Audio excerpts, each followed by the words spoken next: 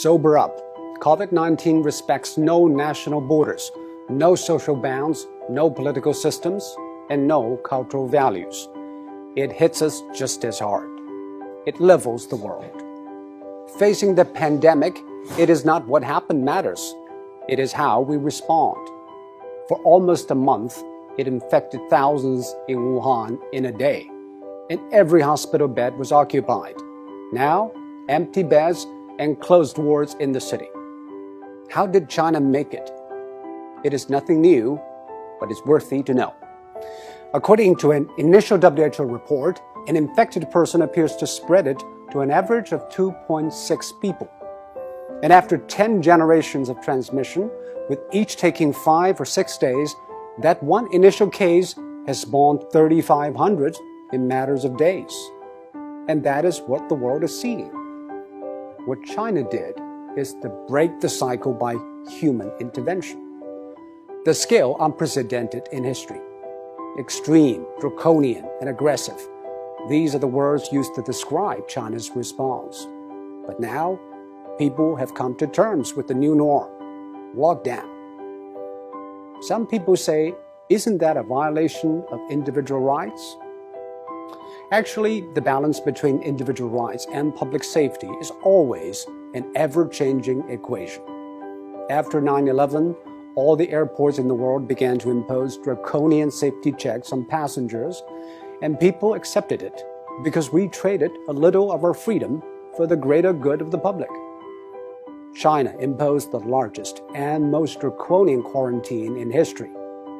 Factories shut, public transport stopped, and people stayed indoors. By doing that, it flattened the curve. On one hand, China avoided many millions of cases and tens of thousands of deaths. On the other, it stretched out the time and made the hospitals restaffed and less strained. This is exactly what Europe and America should know. But public policy needs both ends to agree, the decision makers and the decision takers. Quarantine is indeed extreme and extremely restrictive. It needs the people in lockdown to be honest and cooperative. I think what the people of Wuhan did was exceptional. They had the courage, tenacity, and resilience to stay housebound for days, weeks, and months. Most view the quarantine as a civic duty, and that is why it worked. Public health methods are universal.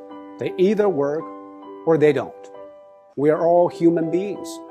Our epidemiology is the same, but we have different economies, demographies, and sociologies. Facing a global pandemic, every nation needs a new contract signed between its politicians, businesses, and the public. Desperate times ask desperate measures. This is a desperate time, and we should not put politics ahead of public health, now more than ever. The new coronavirus has been claimed by ideologues.